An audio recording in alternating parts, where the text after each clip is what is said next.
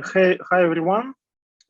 This is our kickoff meeting for InterSystems DataSet contest, and we wish to everyone Merry Christmas and a Happy New Year. So we are launching this contest in a very vacation and holidays time.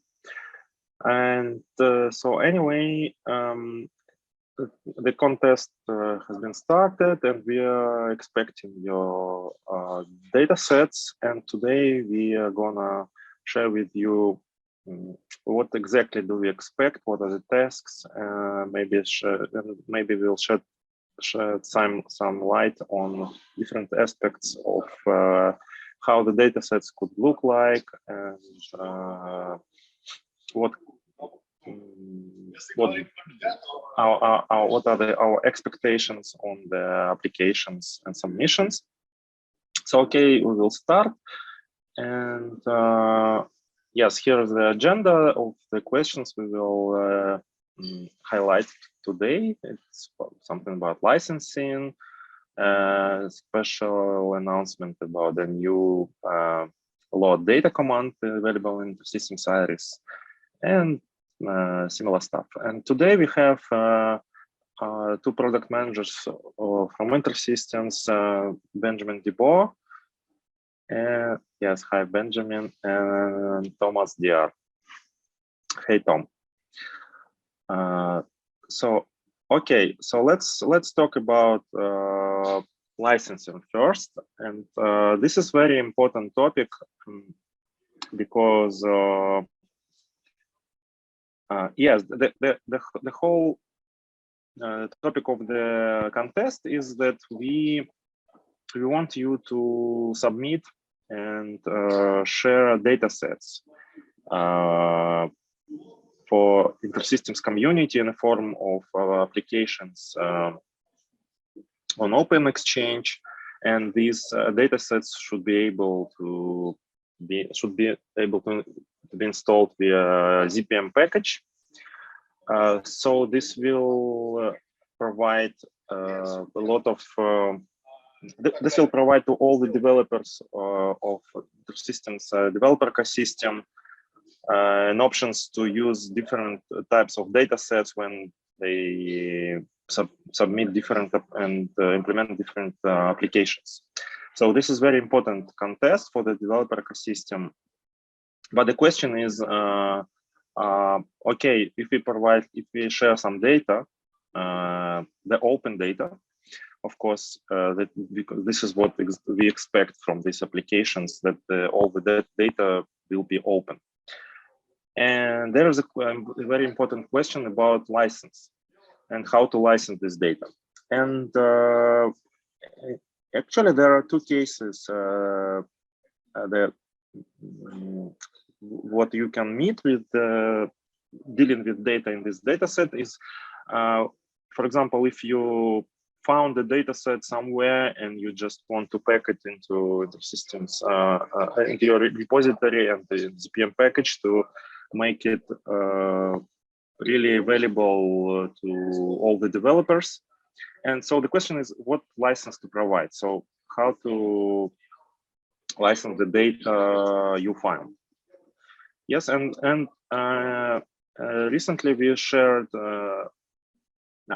yes, and another question is how to license the data you own. And in general, the approach will be just to choose one of there are several options of the licenses you can choose. It will depend, for example, for the data you found, it will depend on the license or type of the license that is listed within the data. It will regulate and will influence your choice you will provide with this data set.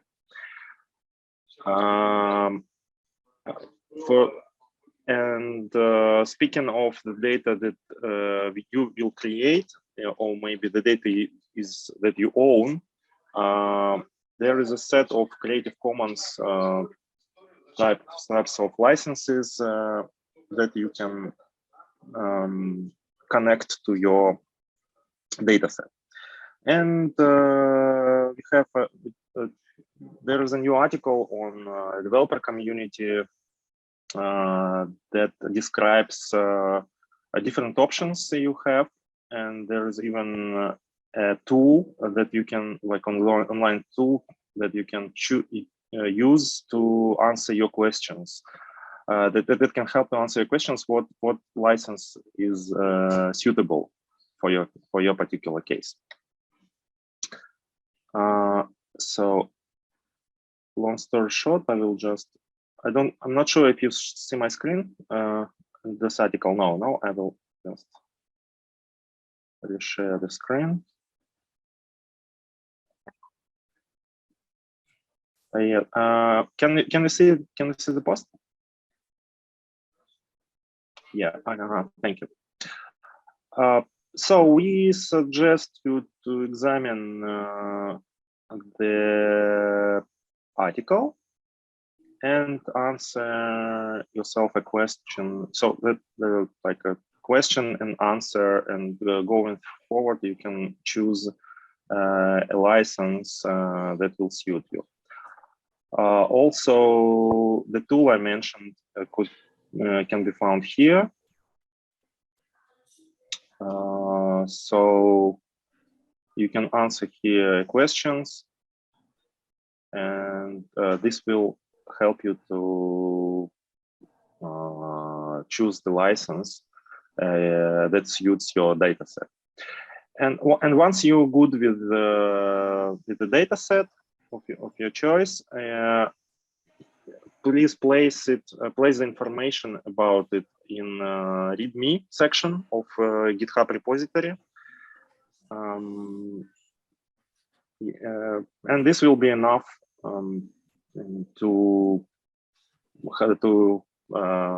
understand everyone that what is the license is connected to your dataset. We will provide the examples of it in repositories we shared. So we will follow up on this today or tomorrow with the repositories that will contain this license information. Okay, so this is about licensing, and the next topic. So any questions so far? Dmitry, Yuri, do you have any questions? By the way, Dmitry, Yuri, thanks for your comment to this article. And yes, there is a very important restriction that you should follow with the datasets you will share, that we do not expect any private data in these datasets. So they should be like anonymized data sets or something that is not related to private data anyhow. And we will review all the submitted datasets in advance if they contain the private data. Any questions? No questions. Yes. So no questions from Yuri. Dmitry, do you have any questions? Benjamin, Tom, do you want to add anything on this topic about licensing? No, not really. It's for datasets, the requirements or the concerns are slightly different compared to just when sharing code. So it's good to give it some proper thought before you pick a license type for your repository.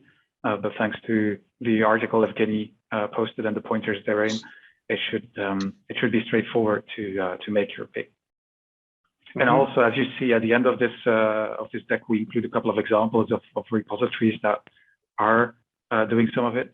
There's also other variants. There's cases where we're generating data or using external data generators such as Cynthia or good old %populate.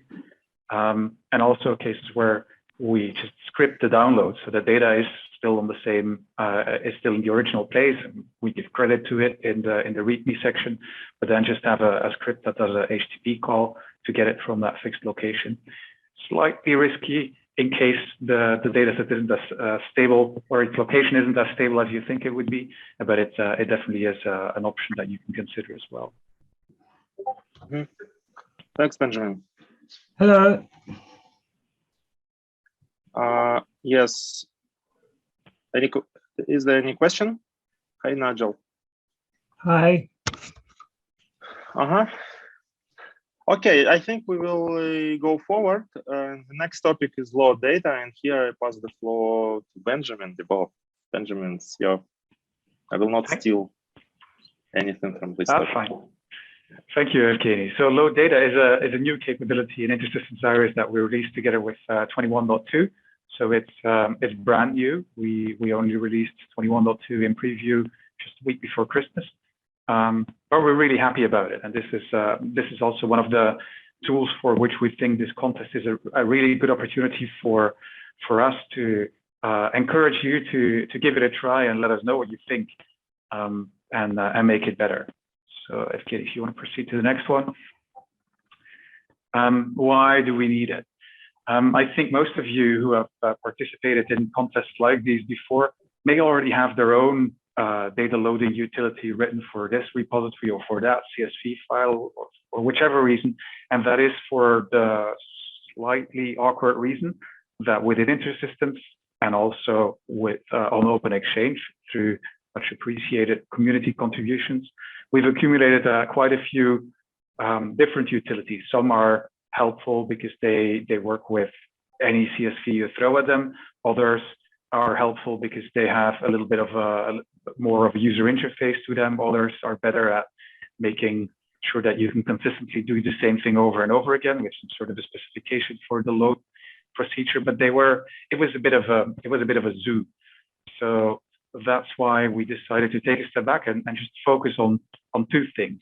Focus on the most universal scenario that we see our users ask about and just work through. That's loading CSV files into SQL tables and making sure that we do our job or we meet expectations when it comes to performance.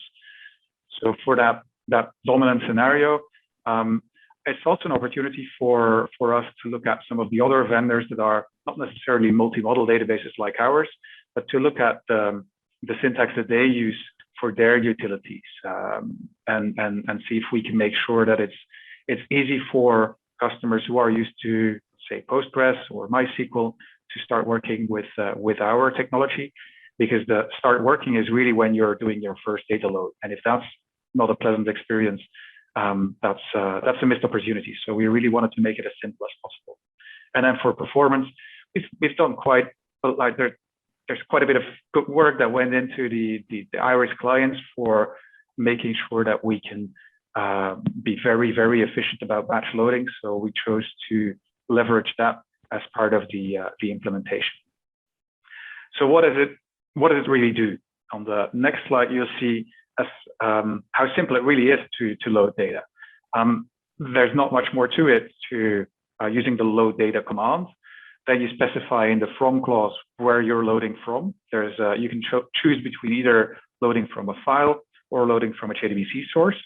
Currently, that has to be a predefined SQL gateway connection, but we're going to make that a more universal part of our connection and credential management facilities that are going to be released in upcoming versions. So that's the from clause, and then the into clause is just specifying a table that already exists that you can that you want to load the data into. If you want to specify what columns there are in your source file, for example, in the case of CSV, that CSV is not a self-describing format, so you may need to tell IRIS that it is a date column that you're loading from and that kind of stuff. So that's what you can use the columns clause for. And also, if you don't want to, if the order of the columns in the original file and your target table doesn't correspond one-to-one, you can use a values clause to specify the order for that. So that values clause is exactly the same as in an insert statement. So very much using standard SQL capabilities. There is a preview documentation for it. And if you want to tune it any further, if you need to do any further nuances in specifying how the file looks, or specifying something on the target end or error handling, you can do that through a using clause, which is very similar to what we introduced with integrated ML and used in several other places of our technology as well. Small note at the bottom. I already mentioned the clients and the great work we've done there. In order to leverage that, it does mean that you need to have a JVM installed and available for IRIS to find. So you need to set your Java home or make sure that your path includes the path to the JVM. Through the external language server connectivity pages in the SMP or other infrastructure around those, you can make sure that it's properly started. Although it will, so no, I should have said it starts automatically, but if you want to verify, if you need to troubleshoot anything, you can check there if it started properly, or try again and maybe see if you need to explicitly point to a JVM. So that's what SQL Loader does.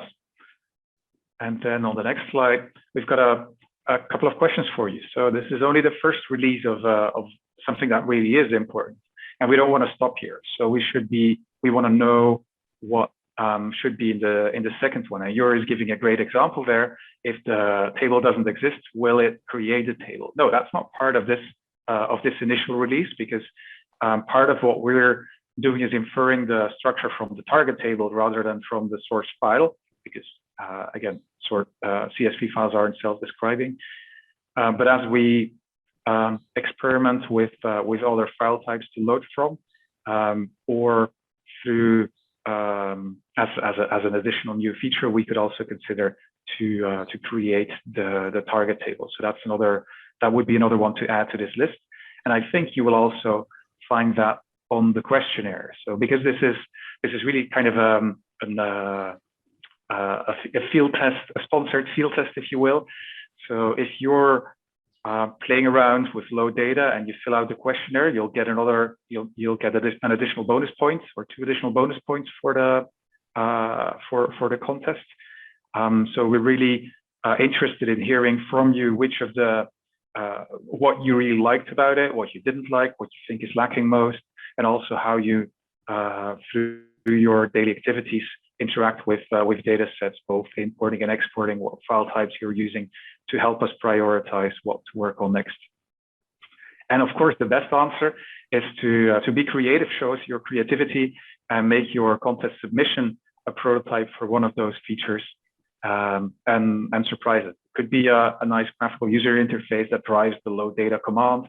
Could be something that extends it to load another file type. A mock-up for an API. I'm sure that your unbridled creativity will give us much more than we ever thought of ourselves.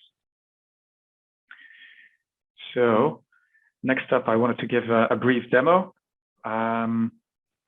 Is it possible to set URL or path only? That's a good question from Yuri. You'll find that as one of the features in one of the questions in the questionnaire, one of the sample features. If you have an S3 mapping already on your file system, you can obviously load directly from S3, but that would be one of the additional things that we want to offer shortly. I already mentioned the IRIS wallet feature that's coming up. That would be a sort of a credential store. That is, of course, as you can imagine, a vital piece for reaching out to those cloud storage facilities. So let me share my screen, and assuming you can all see, I just cleaned up everything. Yep. So I'm going to create a little table. If you've watched my session on Poor Man's Analytics with Rich SQL, you'll recognize this piece. So what we're going to try and do is look at load this CSV file, which has simple currency exchange rates, or well, it's actually a magic number expressing the volatility rather than exchange rate. and we're going to load that into our table, which has a primary key on the ID. And that worked fine. So now I'm going to load data from this file and load it into my table. So it's as simple as that. And this returns 0 rows, and that's fine because this is DDL statement, so a data definition language. So this is not a select statement itself. You will see that the % row count variable would be set to the number of rows loaded if your tool or object script allows checking that variable. And now I can check the values, and indeed it has loaded a bunch of records. Now, so I want to know what the euros currency is like, and oops, it didn't work. And those of you who didn't have as harsh a Christmas dinner that they're still recovering from may have noticed that the euro line in here has 4 characters in the currency key. So it did not meet the condition here. So we can check whether that really happened by looking at the %SQL diagnostic table, and that's information that we can find here. So here we see, we can see that there were 2 rows that were that failed the insert, and in the message table, so you will have 1 row in results or 2 rows in results for the for each command. No, sorry, 1, and then a number of messages corresponding to that results row that will tell you what exactly failed. So here I can see that the input string volatility failed validation, and also that the string euro failed validation. So let me go back here, and this is obviously a data error that I should fix. However, here, this is just a header. So this is not a real data error. This is just me being incomplete in my load data statement. So I'll go back, I'll truncate my table so that it's empty to start off clean. And now I'm going to add this using clause that just says that in my from clause, my file actually has a header containing 1 row. So, and now this should have worked fine. Now, if I go back and select, I will have my line for euro. So that all worked. So that's a really brief demo. Again, this is base functionality. You might think, why are they doing so? Why are they making such a big fuss about it? Well, we really took a big step back and tried to, rather than patch up or cobble together existing things, really wanted to make sure that we've got this super simple API, SQL API, and have something that's really fast. And from now, we can build on that foundation. It's meant to be flexible and meant to be extensible. So we want to hear from you what we ought to do next. Benjamin, please go ahead, Nadja. You say initially to use SQL into a table, but can we go beyond that? So, for example, with the fire competition, one of the most difficult aspects was finding representative data sets that were properly fire compliant. And if you remember correctly, I managed to crash the file uploader using the data generated by Cynthia or Happy Fire.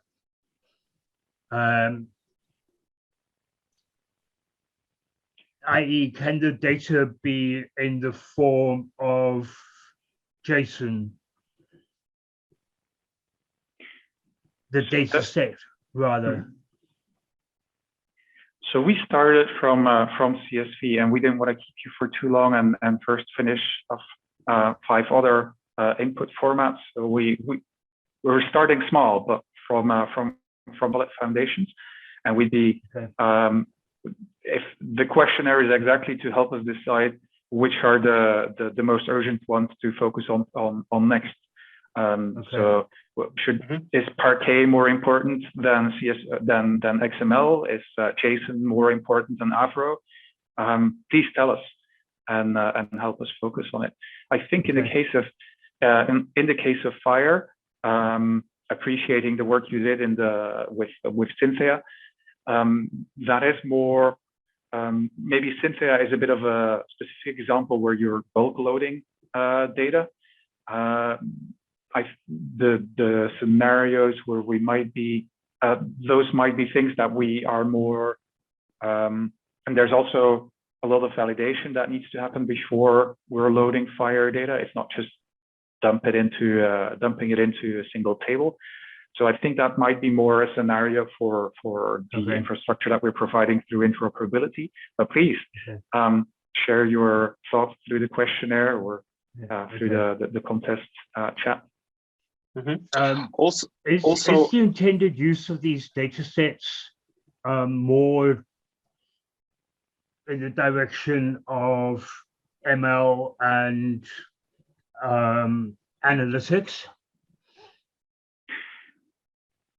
Yeah, the goal of the contest is to provide a reusable data set. So whether it's a super good fit for analytics or a super good fit for machine learning, and whether those are 2 distinct goals, I don't want to judge, but it's the idea is that if you can provide us with a nice demo that builds on top of it, be it an integrated ML script or a deep sea dashboard or another report, that's fine. But it should be easy for others to also build a demo on your submission. So it's really about the packaging of the demo, which brings us immediately to this subject. Sorry, Evgeny, you wanted to. Yes, before we go further, there is another question from Yuri.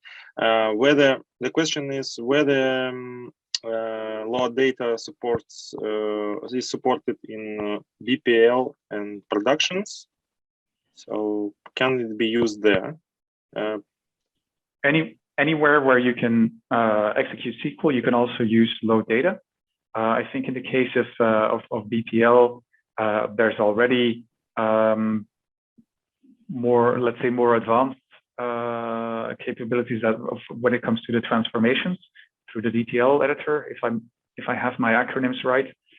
But that will be one of the other API questions. I think as one of the suggestions we had exposed through an object script API, embed in a BPL action, add a Python API or a REST API. Maybe those are a little more exotic, but that would be that's a very good thing to add to the list. I think, sorry, Nigel, sorry, I'm just sorry, there is another question. Okay. Yeah. So, Yuri, I think this answers your question, but, and another from Yuri is it possible to load data from multiple files? I think that is not part of this of this initial project, but that would be one of the next things to work on. One of the and maybe I should have put that somewhere visibly. Many of you may be familiar with the IRIS external table repository that has a nice way of projecting CSV or XML data as a table. So rather than loading the data into IRIS, it remains in the remote location and is projected to IRIS SQL. We're also working on a productized version thereof that we call foreign tables, because that's the standard SQL term for this, and that will where we will support out of the box exposing a directory full of files as a single table. But when it comes to load data, you would need to execute load data multiple times. Okay, and another one from Muhammad Wazim. Is it so? How the date format can be specified? Date. I believe that is also through the using clause. I don't remember the exact syntax, but it's something that came up just last week in an internal user, and we were extended the documentation on that piece. I'm not sure if that's already happened, but I can check on that. Okay, so Nigel, do you have a question, or maybe you type it in the chat and we will proceed? So I suggest we proceed with the topic. Very quick question. Okay. If I'm creating a data set in English and it's got 5 columns, can I give the user the ability to change the column name into the language that they want to use for that data set, as long as the data type remains the same? Yes, of course. So there's the CSV file doesn't really have a column. Well, if it might have a header, and then we'll just skip that. But right now, it's only loading into a pre-existing table, so that could have columns with any name you like, and through the columns or the values clause, that's described, or well, it doesn't give an example. There's examples in the documentation, but there's a columns and a values clause that you can use to kind of mix and match your source columns into the target table columns. Okay, perfect. So let's go further. So about packaging. So this context really is about being able to efficiently package something for reuse. And I'm preaching to the choir somewhat, but make it self-contained, make it easy to share, leverage the power of CPM to achieve those goals. So make it easy for people to understand what's inside by giving it a nice README, which has been the habit for all of these contest applicants for many contests already. See, maybe if you're talking about a really big data set, try limiting the download size, make it download the data as part of the setup script. Something along those lines would be interesting. And then again, please also consider adding a demo dashboard, report, or script, so that it's easy to, or so that you can show how the data can be reused, so that it's not a standalone thing, but that it's a building block that others can also build on. It would have been a little harsh to invite everyone to write a demo on top of one another's data set repository, but that would have that might be an interesting personal exercise if you're into it.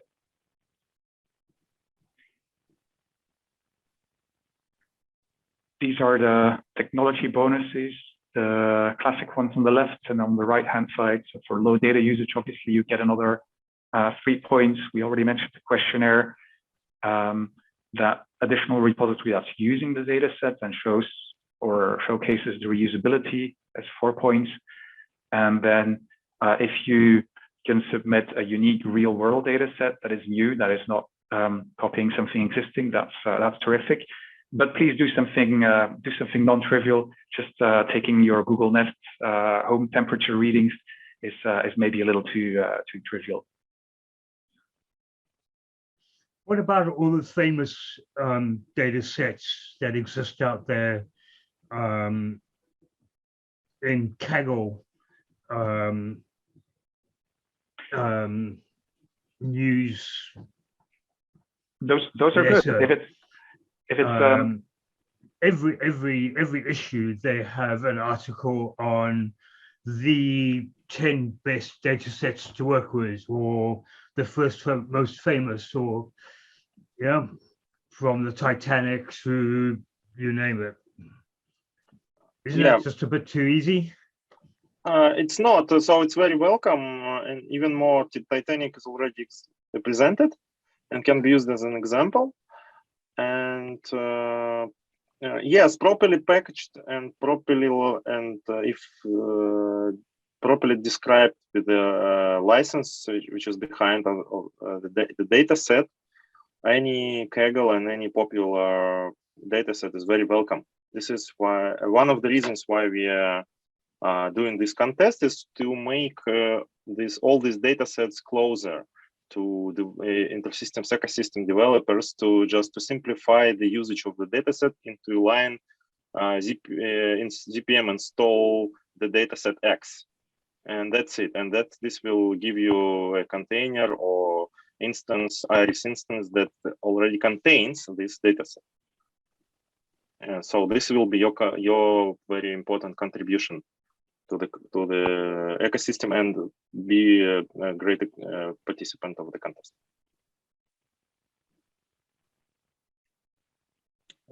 Benjamin, do you want to add anything? No. Yes. This. No. Was there any other questions? Also, I think we will, as Benjamin mentioned, and I also agree that maybe packaging, that the ZPM package becomes that important that we will maybe reconsider the value of points for the ZPM package. Maybe it will be a bit slightly bigger.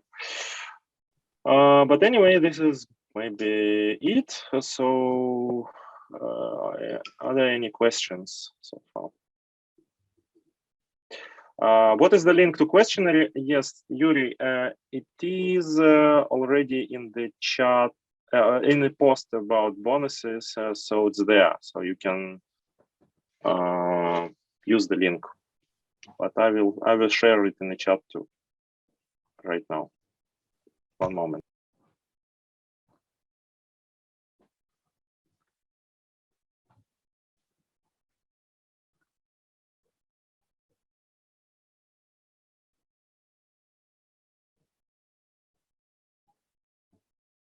Okay, here is the link to SurveyMonkey. And any more questions?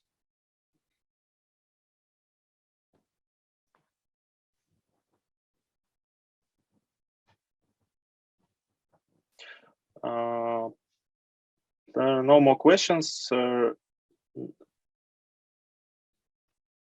Nigel, maybe you have one. How quickly will you get us a copy of this recording and the questionnaire?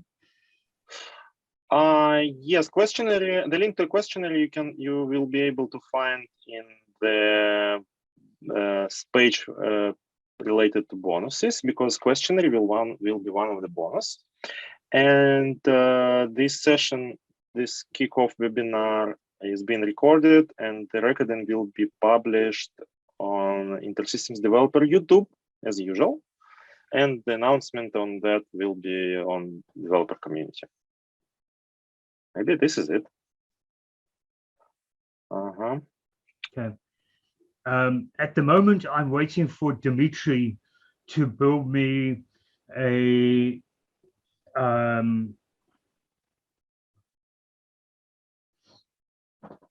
Raspberry Pi image. I'm not using Docker on Windows. It's just a killer. Yeah. So I'm using Docker on my Pis. I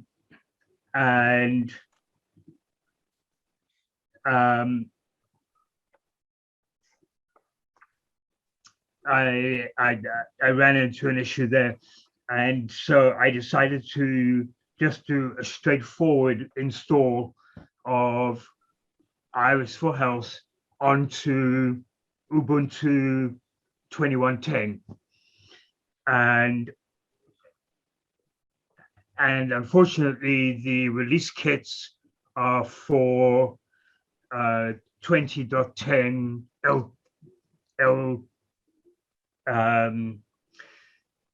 LTS, and I'm running desktop, and I'm running 21.10. So